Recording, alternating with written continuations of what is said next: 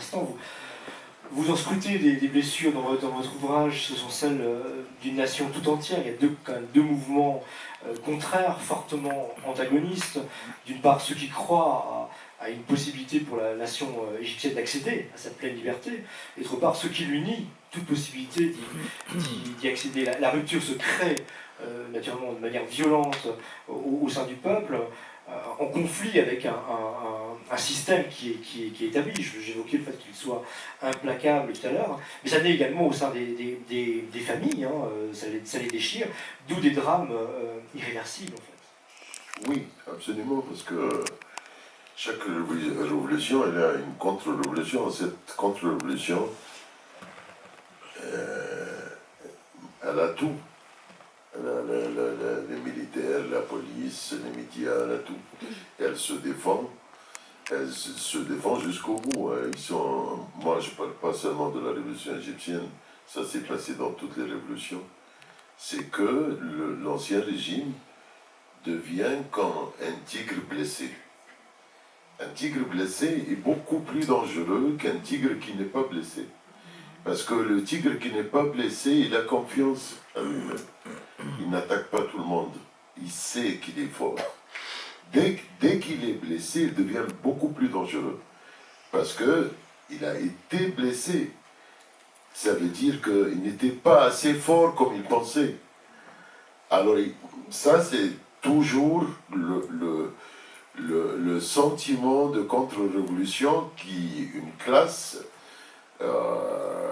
des élites, des millionnaires, un mélange des militaires avec des hommes d'affaires, avec des gens qui ne pensaient jamais qu'à un moment donné, le peuple puisse se révolter.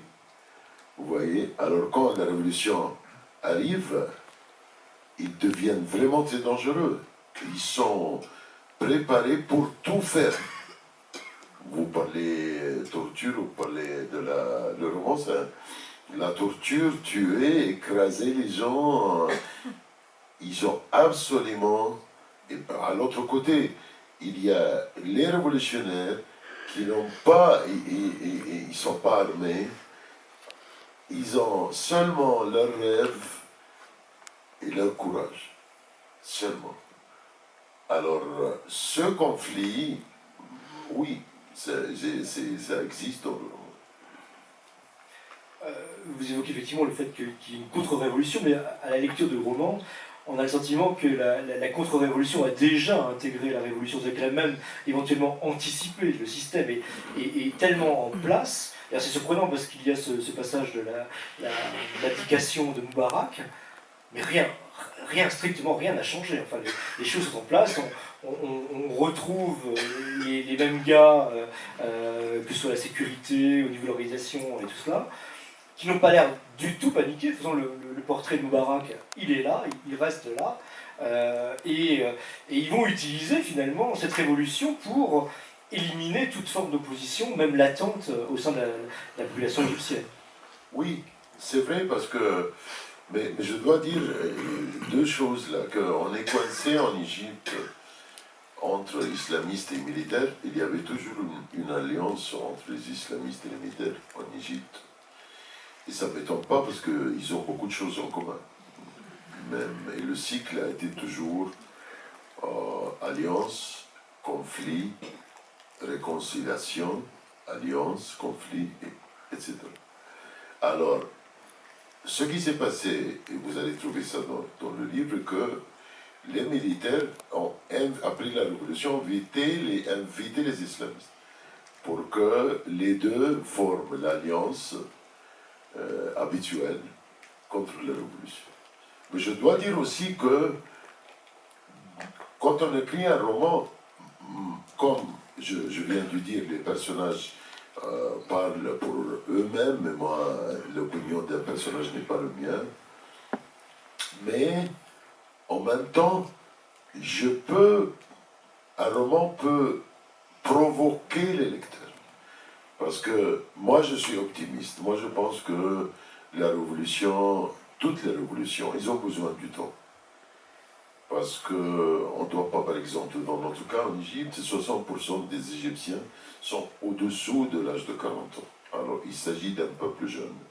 Et ce sont ces jeunes qui ont fait la révolution. Alors on a besoin du temps. Vous voyez? Ça c'est mon opinion à moi.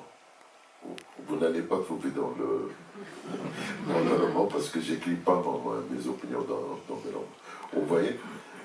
Mais le roman provoque les lecteurs.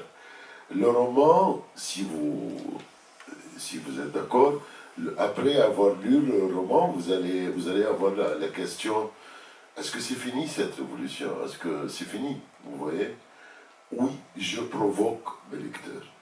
Jusqu'à un moment donné, ils peuvent dire, oui, c'est fini, ça ne sert à rien cette révolution. Ou ils peuvent dire, et c'est la bonne réponse pour moi, non, la révolution n'est pas finie. Vous voyez? Alors ça, c'est une autre différence entre le message du roman et l'opinion du romancier. Vous voyez? La littérature est un art qui n'est pas... qui est profond, mais qui est aussi... qui nous donne des moyens pour dire des choses et pour créer des réactions. Ça veut dire pas, un article c'est différent d'un roman. Un roman c'est plus compliqué. Alors, si dans le roman je provoque mes lecteurs, ça ne veut pas dire que je suis d'accord. Vous voyez? Moi je pense que non, c'est pas fini du tout. Nous sommes je dirais plutôt, nous sommes au commencement de ce changement qui a commencé, pas seulement en Égypte, dans le monde arabe. Mais dans le roman, vous allez sentir surtout qu'il y a des personnages qui sont vraiment frustrés. Alors, ils disent ce qu'ils pensent, comme d'habitude, et parfois, ça touche les lecteurs. Oui, moi je peux vous donner mon sentiment personnel. À la sortie de ce roman, il y a un premier temps où finalement on se sent totalement démuni par rapport aux événements et ce qui semble effectivement inéluctable. Et dans un deuxième temps, on se sent transformé avec une volonté affichée, en outre de se poser la question finalement, là ça se passe en Égypte, ça nous semble très loin de chez nous, là, vous concernant, vous avez accueilli effectivement ce migrant, mais on se pose la question de notre propre action individuelle et notre propre engagement, et je pense d'ailleurs que c'est quelque chose qui peut faire le lien peut-être entre les deux ouvrages, question de l'engagement, Émilie. Alors moi j'ai commencé à lire votre livre, j'en ai lu une centaine de pages, et je me disais vraiment que c'est, quand on dit c'est passionnant, là c'est passionnant au sens où on est dans un état passionné de... c'est question d'un grand sentiment d'injustice.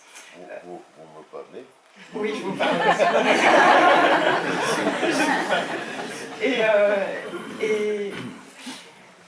il y a en fait, moi ce que je trouvais, ce qui serait impossible dans un article justement, et ce qui moi me rend, bref, en lisant un roman, c'est l'espèce d'aller-retour entre un sentiment de colère, d'injustice, de non c'est pas possible, et puis je me fonds dans cette peau, je me mets à la place de cette personne, et si c'est ça les moyens du bord, si c'est ça la situation dans laquelle je me retrouve, alors qu'est-ce qui se passe? Parce que la vie c'est réel en fait, on peut en parler des heures, on peut être d'accord, pas d'accord, mais là à chaque fois on se dit, ok, donc précisément cette situation, est-ce que c'est aussi intolérable que ça a l'air, que tout simplement, même pas que faire, mais qui être en fait, comment se comporter si c'est ça le réel?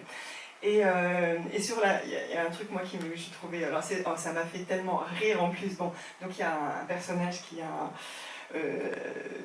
général, le chef de la sécurité, et pour être bien sûr que tout se passe bien dans sa famille, si son fils doit rentrer dans la garde nationale, ou que son fils doit être magistrat, pour être bien sûr que tout soit bien réglo et tout, il passe évidemment un petit coup de fil pour dire on est bien d'accord que mes enfants seront traités de façon équitable, qu'il n'y aura pas de traitement de préférence.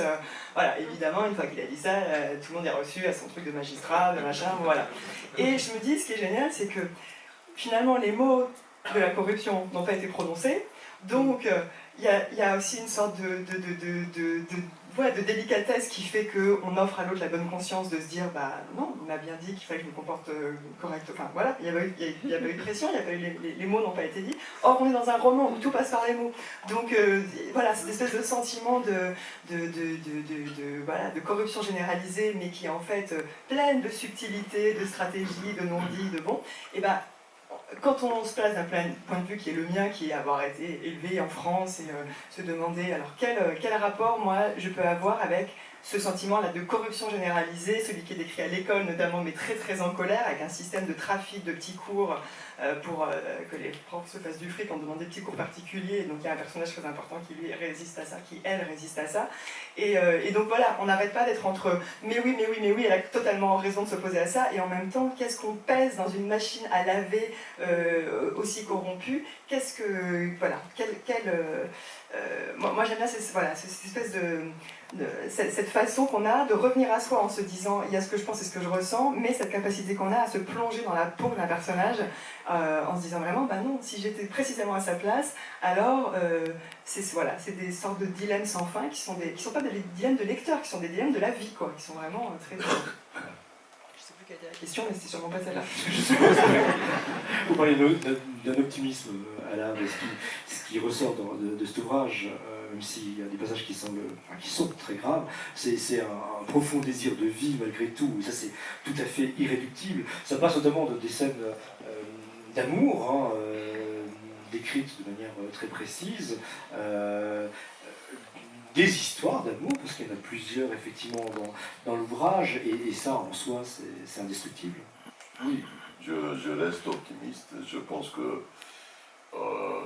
la littérature est un art qui nous rend vraiment plus humains. Parce que quand vous lisez un roman, vous ne pensez jamais et vous croyez les personnages. Alors ces personnages, vous ne pensez jamais si ces personnages sont juifs ou musulmans ou chrétiens ou français ou arabes. Vous pensez aux personnages comme des êtres humains. Alors, une grande leçon de la littérature que nous sommes différents, nous pouvons être différents en couleur, en religion, en culture, mais à la base, nous sommes tous des êtres humains qui ont les mêmes sentiments, qui peuvent souffrir à la même manière, et c'est pour cela que la littérature ne juge pas les gens, mais la littérature essaye tout le temps d'expliquer ce qu'ils font, et même de pardonner, d'expliquer leurs faiblesses. Dans une littérature, à mon avis, il n'y a pas seulement deux couleurs, il n'y a pas le blanc et le noir, il n'y a pas des gens qui sont vraiment très mauvais et des gens qui sont presque des anges. Ça n'existe pas, ni dans la vie, ni en littérature. La littérature nous enseigne, la leçon, c'est que nous sommes tous avec deux couleurs. Tous et toutes, il y a toujours quelque chose de mauvais et quelque chose de bien. Et on peut tous, à un moment donné, faire vraiment des choses terribles. Et même les gens les plus mauvais, considérés mauvais par la société, ils peuvent avoir vraiment des espaces très bien. Un roman classique, parmi les classiques de l'histoire, c'est Mémoire de la maison des morts par Fyodor Dostoïevski. Il a été en prison pendant 4 ans et il a été avec des criminels. Lui, il a été mis en prison pour des raisons politiques. Et c'est une grande leçon de littérature et de la vie à la fois. Parce que le grand maître Dostoïevski, qu'est-ce qu'il fait? Il nous montre que même parmi les criminels, vous voyez, il y a des gens qui se comportent de manière que nous considérons comme des gens très bien. Ça peut être trop pour nous. Non, ils sont mieux que nous. Il y a une scène dans dans ce roman, il y a deux criminels. Un, il tombe malade et il meurt. Il était en train de mourir. Alors l'autre, il commence à pleurer, qui est criminel aussi. Alors le narrateur, ce qui est